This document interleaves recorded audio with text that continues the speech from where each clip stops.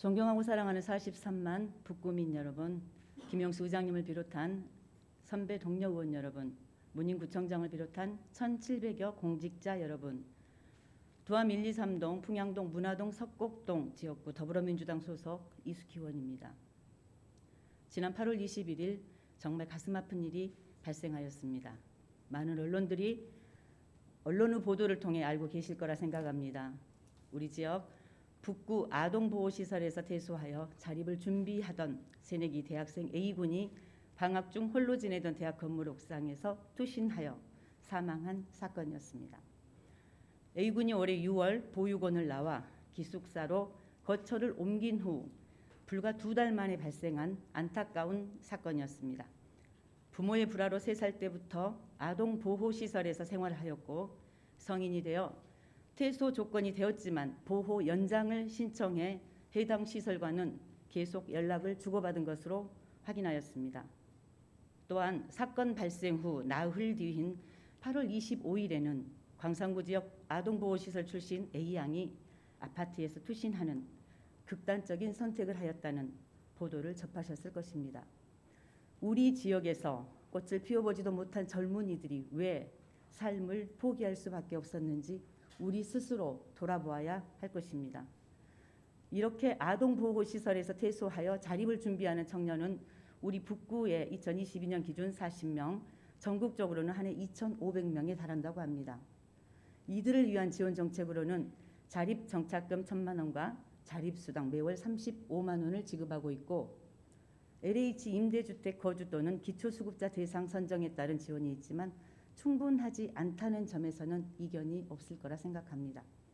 이번 사건으로 정부에서는 자립수당 인상, 건강보험 본인부담금을 지원하는 의료비 지원사업 신설, 17개 시도에 자립청년의 사후를 관리 담당하는 자립지원 전담반을 설치 등의 대책을 발표하였습니다.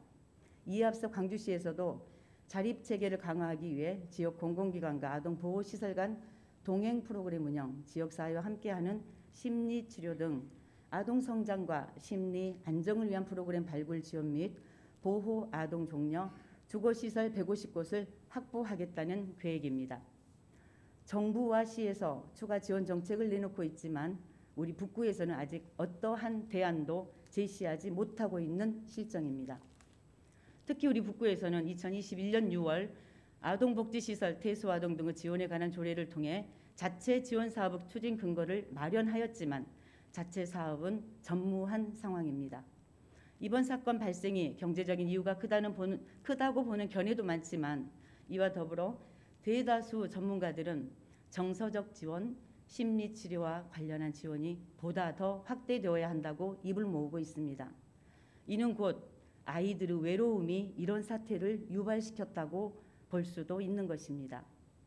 현재 아동복지시설 내 보호아동들에게 지원되고 있는 20만 원 이내의 아동 심리치료비를 더욱 확대하고 해당 시설의 지도 감독 시 아동의 정서 및 심리 상태 등 인권에 관한 부분을 좀 더 세밀하게 살펴보아야 할 것입니다.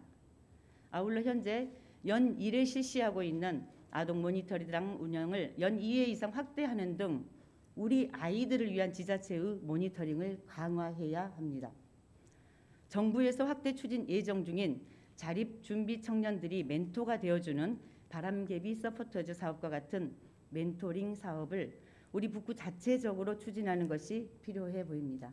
어려움이 있을 때 대화를 나누고 함께 고민해주는 누군가 있다는 것만으로도 심리적인 안정을 주는 좋은 대안이 될 수 있다고 생각합니다. 뿐만 아니라 지속적으로 부서나 관계기관에서 건의하고 있는 관련 시설 종사자들에 대한 처우 개선 문제도 시급합니다. 현재 매월 25만 원에 불과한 특별수당을 대폭 인상하여 가슴 아픈 아이들에게 온전한 마음을 내어줄 수 있는 환경이 되어야 할 것입니다. 마지막으로 우리 북구의 조직 차원에서 개선해야 할 점도 있다고 생각합니다.